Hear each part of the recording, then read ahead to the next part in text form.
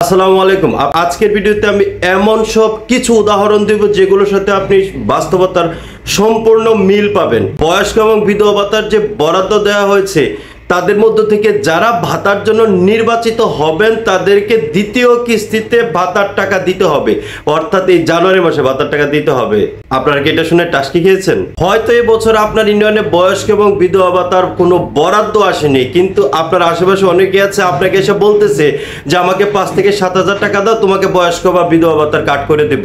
প্রকৃতপক্ষে কিন্তু বরাদ্দই আসেনি, আপনি অবকার মতো তাকে টাকা দিচ্ছেন, এখন সে আপনাকে ঘুরাইতেছে এবং বছরের পর বছর ধরে সে বলতেছে বরাদ্দ আসুক, তোমাকে করে দিব, দাঁড়াও হয়ে যাচ্ছে, এই তো আর কয়টা দিন। আপনার কাছ থেকে কিন্তু 5-7,000 টাকা সে নিয়ে গেছে, ভাতার কাট করে দিবে, কিন্তু ইউনিয়নে বরাদ্দই আসে নাই এবং আগামী 2-3 বছর বরাদ্দ আসবে কিনা সেই গ্যারান্টিও নাই।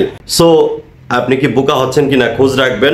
আবার আপনি হয়তো এমন কারো কাছে ঘুরতেছেন যা তুমি আমার একটা বয়স্ক ভাতার কাট করে দাও, বিধবা ভাতার কাট করে দাও, সেও হয়তো 6 নয় বা কিছু একটা বলতেছে, কিন্তু দেখা গেছে যে বরাদ্দ এসেছে ওই আপনার ইউনিয়নে, কিন্তু সে আপনাকে বলছে না এই কথাটা। হয়তো তার টার্গেট সে আপনার জন্য সুপারিশ করবে না, অথবা হয়তো আপনাকে নিয়ে এসে ভাবছেই না, মানে আপনার ইউনিয়নে বরাদ্দ এসেছে সেটা আপনি জানেনই না, আপনি অন্ধকারে। এই যে গতকাল আমার ভিডিওতে দেখেছেন যে বয়স্ক এবং বিধবা ভাতার বরাদ্দ দেওয়া হয়েছে, এবং কিন্তু দেখিয়ে দিয়েছি কোন ইউনিয়নে কয়টা বয়স্ক ভাতা কয়টা বিধবা ভাতার বরাদ্দ দিয়েছে। গতকালের ভিডিওটা দেখলে আপনি জানতে পারবেন। সো এই বরাদ্দ থেকে কাদেরকে ভাতা দেওয়া হবে, অর্থাৎ কোন সালের আবেদনকারীদেরকে ভাতা দেওয়া হবে। কারণ অনেকে আছে 21-22, 22-23, 23-24 অর্থ বছর, কোন অর্থ বছরের? আমার সাথে থাকেন, বলে দিচ্ছি। আবেদনের সময় আপনি যে বিকাশ বা নগদ নাম্বারটি দিয়েছিলেন, আপনি কি এটা এখন পরিবর্তন করতে পারবেন?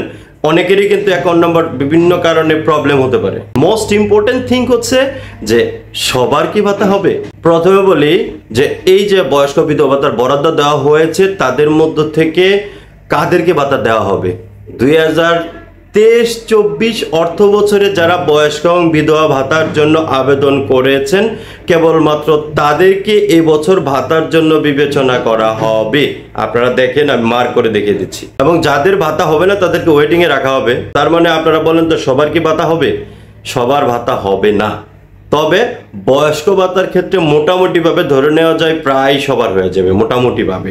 কারণ বয়স্ক ভাতা হচ্ছে মৃত্যু প্রতিস্থাপন হয় প্রত্যেকটা ইউনিয়নে কমপক্ষে 20-50টা, আর বরাদ্দ যদি থাকে সেক্ষেত্রে কিন্তু একটা কভারেজ হয়ে যায়। কিন্তু বিধবা ভাতার ক্ষেত্রে অধিকাংশই বাদ পড়বে। তবে আসার কথা হচ্ছে যে আপনারা দেখে নেন আপনার ইউনিয়নে কতটি বরাদ্দ এসেছে, তাহলে কিন্তু আপনি অনেক বেশি আশাবাদী বা হতাশ যেটাই এখন জানতে পারবেন। আপনারা যখন অনলাইনে ভাতার জন্য আবেদন করেছিলেন, আপনি তখন যে নগদ বা বিকাশ নাম্বারটি দিয়েছিলেন সেটা ফ্রিজ হতে পারে, সাসপেন্ড হতে পারে, ব্লক হতে পারে, অনেক কিছু হতে পারে, হারিয়ে যেতে পারে, নষ্ট হয়ে যেতে পারে, আপনার কাছে সেই সিমটা না থাকতে পারে। এখন আপনি কি চাইলে সেই নাম্বারটি পরিবর্তন করতে পারবেন? আপনার নাম্বার পরিবর্তন করবেন কি করবেন না এটা ডিপেন্ড করছে আপনি আগে দেখেন আপনি ভাতার জন্য নির্বাচিত হন কিনা। যদি আপনি ভাতার জন্য নির্বাচিত হন এবং এই কনফার্মেশনটা থাকে, তখন আপনি অফিসে যোগাযোগ করে আপনি নাম্বারটা পরিবর্তন করে নেবেন। অনর্থকে এখন পরিবর্তন করে লাভ নেই। আমি যে বরাদ্দপত্রের ভিডিওটা দিয়েছি কোন ইউনিয়নে কোন ভাতার কয়টা বরাদ্দ এসেছে বয়স্ক এবং বিধবা ভাতার, আপনারা যদি এটা না দেখেন তাহলে আপনি কিভাবে জানবেন? আপনি এটা জানলে সুবিধা হলো আপনার একটা পূর্ণ ধারণা থাকলো, আর তথ্যই শক্তি। আপনি যদি কিছু জানেন আপনাকে কেউ বোকা বানাতে পারবে না, অন্ধকারে রাখতে পারবে না, প্রতারণা করতে পারবে না, ঠকাতে পারবে না, আপনাকে বছরের পর বছর ফাঁদে ফেলে ঘুরাইতে পারবে না। সো আসুন আমরা এই যে বরাদ্দপত্রের ভিডিও সবার কাছে শেয়ার করে দেই, তাহলে সবাই জানবে, তখন আর কেউ আমাদের মাঝখানে দালালি করে ফায়দা লুটতে পারবে না। ধন্যবাদ সবাইকে। আসসালামু আলাইকুম।